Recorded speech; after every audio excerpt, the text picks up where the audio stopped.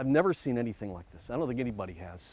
This is a die-off that nobody's ever seen before.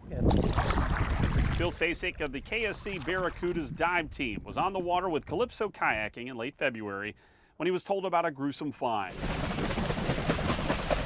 13 manatees lay dead on the shoreline. The animals have been decaying on the isolated stretch of sand north of Manatee Cove Park since. Our beautiful local manatees are dying in numbers we've never seen before. They don't have anything to eat. Their food source has been cut off. So far, a record 200 manatees have died in the lagoon this year, according to FWC. FWC says the deaths are the result of starvation due to the lack of seagrass in the Indian River Lagoon.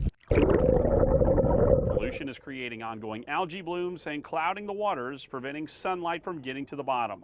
The lack of food is forcing manatees to swim away from warmer waters, and the cooler water is shocking their systems into cold stress. There's some dead manatee bones right here. For Stasek, he says people need to open their eyes to this very real problem. This is not just clustered right here on Merritt Island. This is across our county and maybe across the entire Indian River Lagoon. This is another sign, I think, that we're killing our lagoon. In Merritt Island, Greg Pallone, Spectrum News. Seriously, straighten yourself out, sir. Senior animal care specialist Maggie Mariolis is busier than ever at SeaWorld, caring for manatees like Morty, who was orphaned as a baby. It's hard to have a bad day at work when you get to do this every 3 hours. Oh, you can hear how hard he was suckling on that nipple there. Good boy, buddy. While her patients are cute, her job has gotten more difficult with more manatees from all across the state needing help and a record number of them dying. It's been especially hard this year seeing them come in so sick. Seeing them come in where you know it's been a long time that they have been searching for food. We don't know when it's going to stop. It's why she spends her days crisscrossing the park from pool to pool, armed with romaine lettuce, hoping to do her part to ensure the future of these marine mammals. Good girl. Long term, we're definitely looking at drastic population loss, which is going to impact whether these guys continue to be threatened or endangered.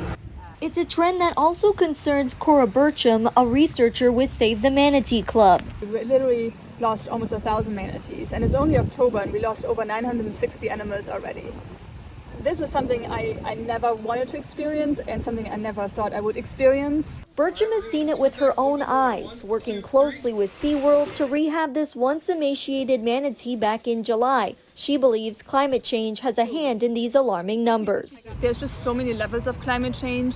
It does include warmer weather and potentially warmer water, which sounds like it's a really good thing for manatees, but it can also mean increased sea level rise, which can kill off aquatic vegetation that's not adapted to these levels of salinity. She says the effects of the changing climate can be felt across nearly the entire state. There really is almost nowhere for manatees to be safe. We're facing this humongous seagrass die-off on the Atlantic coast, increased red tides on the Gulf Coast. The Florida Fish and Wildlife Commission is requesting $7 million from lawmakers to combat these issues before things get even worse. I think we're really at a point in time where, manatees need all the help they can get, and that's including, federal and state help as well.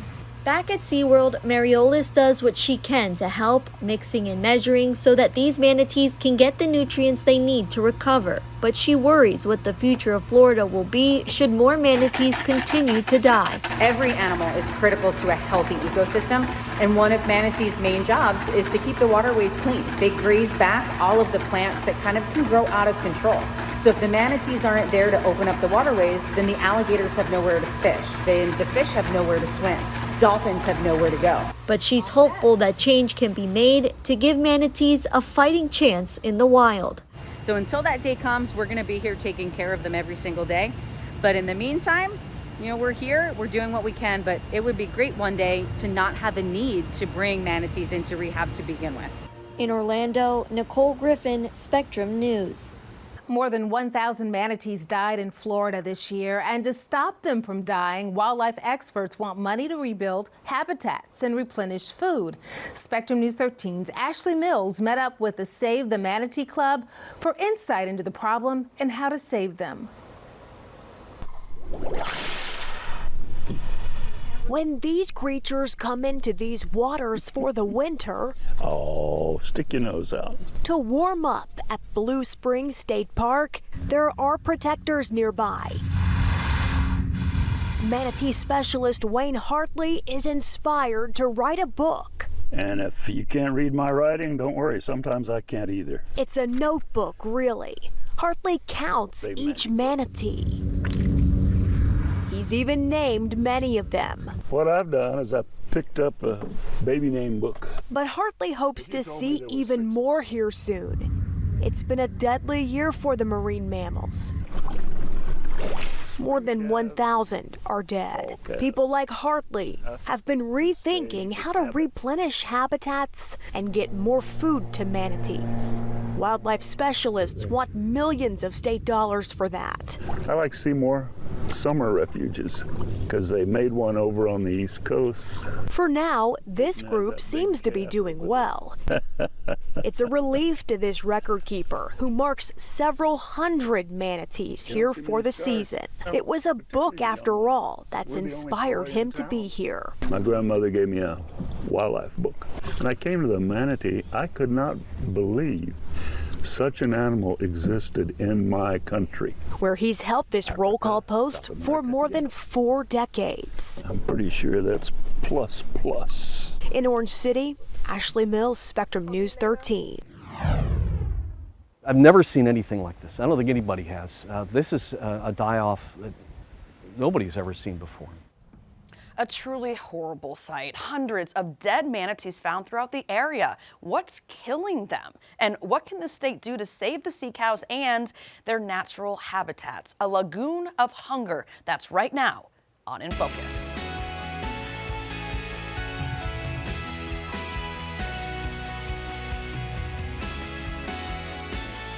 And we do welcome you to In Focus. I'm Allison Walker. So researchers are sounding the alarm to save manatees in the Indian River Lagoon. Since December 1st, more than 500 manatees have died, and the majority of those in Volusia and Brevard counties. Patrick Rose is the executive director of the Save the Manatees Club, and he raised a red flag earlier in the year, saying that the seagrass that manatees eat in the Indian River Lagoon is dying off in an unusual way. This is likely a combination of cold playing a role in this, but this is looking like a significant number of those manatees are literally starving to death, and that's something really new.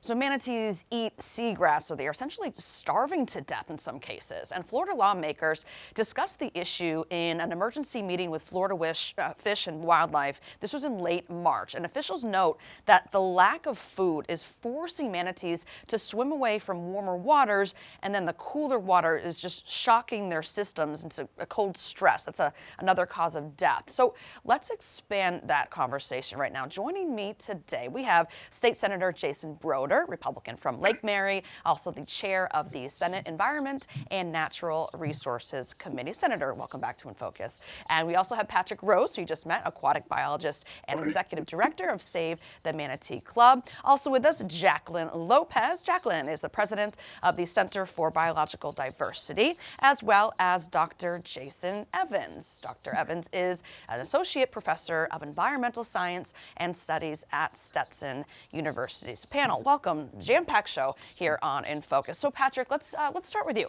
You talk about the seagrass dying. It is especially a problem in the Indian River Lagoon in Brevard County, but on the other side of the state, the Tampa Bay area, that's actually succeeding in seagrass recovery. So what's working in Tampa Bay area, Patrick, and what is not working in Brevard? Right. So Tampa Bay had to go through something as bad as what's going on here with human development and wastewater going in to increase nutrients that killed off almost 90% of the seagrasses in Tampa Bay. But many years ago, they recognized the problem and they went to work to do something about it. And it took many, many years, 20, 30, even 40 years to come back from the kind of seagrass loss because of the over-nutrification coming from wastewater. We have a similar problem that's going on now for over a decade in the Indian River Lagoon, where too much nutrients has come in from human waste waters, whether it's leaking drain fields from septic tanks or not enough wastewater treatment in terms of advanced treatment, as well as runoff coming in from the uplands into the system with fertilizers and other sources. Those have led to repeated algal blooms that have shaded out the seagrass, and literally it's dying off. We've lost something close to 90% of the seagrass in the Banana River, same for a portion of the Indian River, and then lesser so in other areas, but this is a dramatic loss, and there's simply not enough food for the manatees or the fish or the dolphins depend on, sea turtles and so forth. So the whole system is under great stress right now. You know, and Jacqueline, this started happening in our colder Florida months, and we know that manatees, they can't handle the cooler waters. I mean, is it difficult for manatees to recover from that cold shock? Well, that certainly seems to be the case, especially here where we have a loss of this type of warm water refuge. And the implications of what Pat was talking about just now, with the loss of seagrass in the Indian River Lagoon, is especially problematic when we have these cold weather events and the manatees know to find the warmer waters. And when they get there, there's not enough food for them. And they're faced between the choice of cold water or not eating. And they will choose to not eat. They will stay in those warm waters. And then you have these catastrophic events that we're seeing here where you have hundreds of manatees emaciated and starving. Gosh, they choose not to eat, my gosh. And, you know, Dr. Evans, we've previously heard of aquatic troubles from algae blooms to red tide a few years ago, right? So are these naturally occurring events, or are they the result of human activities? You know, and how are manatees affected by these events? Yeah, so these events that we're seeing here, these are entirely because of humans, that we have just overdeveloped within the coastlines and with infrastructure that is old and failing in some cases. And so we really, this is years and years in the making. All right, we're going to scoot back a little bit more. 1, 2, 3. This is the day researcher Cora Burcham has been waiting for. The day Mandy the manatee and her calf Manilo returned to Blue Springs State Park. The pair have been in rehab at SeaWorld for the last 5 months after Burcham spotted them starving in the spring run back in March, sharing these photos. When I first saw her, I could not even believe that was Mandy. It's a problem Burcham says is becoming more common along the Florida coast. We're seeing a lot of emaciated manatees. This is really due to the loss of seagrasses in that area. Manatees don't have enough to feed on. A big factor in why Florida just broke the manatee mortality record, with 840 manatees dying in just the first half of this year. This is a record we never wanted to see broken. With only about 6,000 manatees across the state, Burcham says it's cause for alarm. Change needs to happen right now. Manatees, very slow reproducing species, they don't have a lot of time. They can't make up for such a big loss very quickly. So this is really something we need to tackle right now and before the next winter. To help, Burcham says we need to protect their food source by cutting back on pollution. So all of those fertilizers run off into the waterways, and that's what's causing these algae blooms, those nutrients in the waterway. Continuing on this path, Burcham is wary of what the future holds for manatees. This is a happy story for Mandy and Manilo. They had a really happy ending. This is great, but there's a lot of manatees out there who need our help. Nicole Griffin, Spectrum News.